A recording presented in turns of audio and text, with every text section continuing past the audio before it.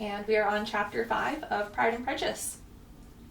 Within a short walk of Longbourn lived a family with whom the Bennets were particularly intimate.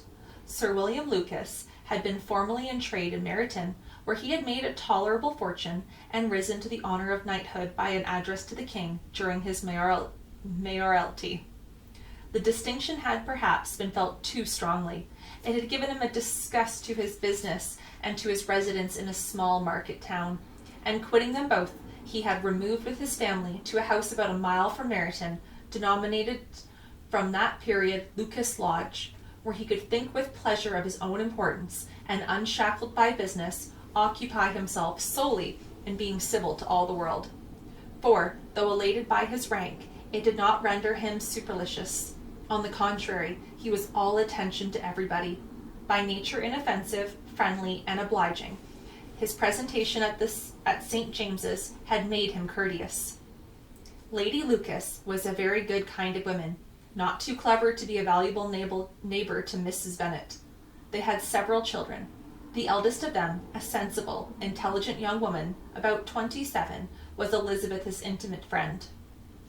That the Miss Lucases and the Miss Bennets should meet to talk over a ball was absolutely necessary, and the morning after the assembly brought the former to Longbourn to hear and to communicate. "You began the evening well, Charlotte," said Mrs. Bennet with a civil self-command to Miss Lucas. "You were Mr. Bingley's first choice."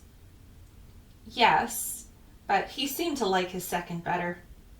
"Oh, you mean Jane, I suppose, because he danced with her twice.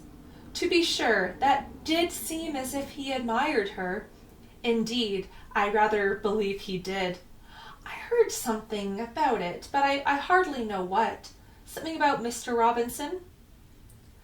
"Perhaps you mean what I overheard between him and Mr. Robinson. Did I not mention it to you?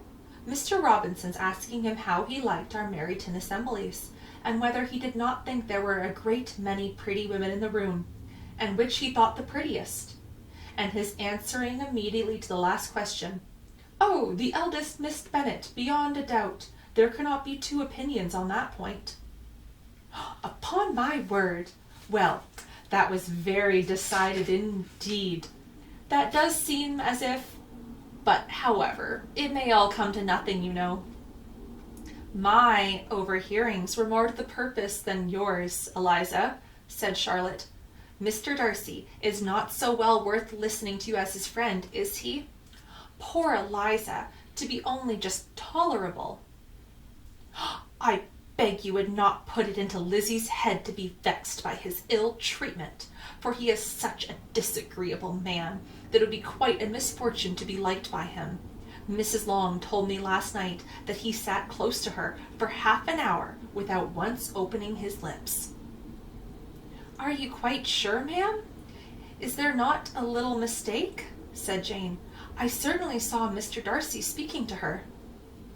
"Aye, because she asked him at last how he liked Netherfield, and he could not help answering her, but she said he seemed very angry at being spoke to."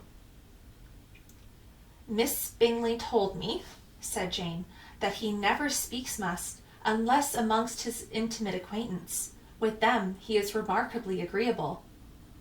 "I do not believe a word of it, my dear. If he had been so very agreeable, he would have talked to Mrs. Long. But I can guess how it was. Everybody says that he is ate up with pride, and I dare say he heard somehow that Mrs. Long does not keep a carriage, and he had come to the ball in a hack chaise." "I do not mind his not talking to Mrs. Long," said Miss Lucas, "but I wish he had danced with Eliza." "Another time, Lizzie," said her mother.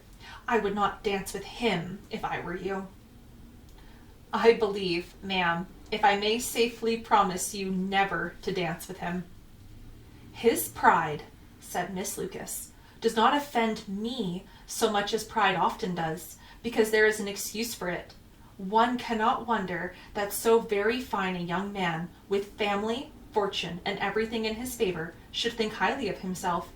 If I may express it, he has a right to be proud." "That is very true," replied Elizabeth, "and I could easily forgive his pride if he had not mortified mine." "Pride," observed Mary, who had piqued herself on the solidarity of her reflections, "is a very common failing, I believe.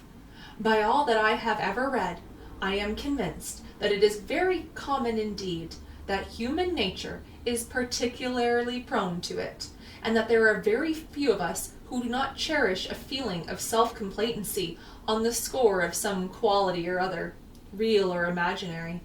Vanity and pride are different things, though the words are often used synonymously. A person may be proud without being vain.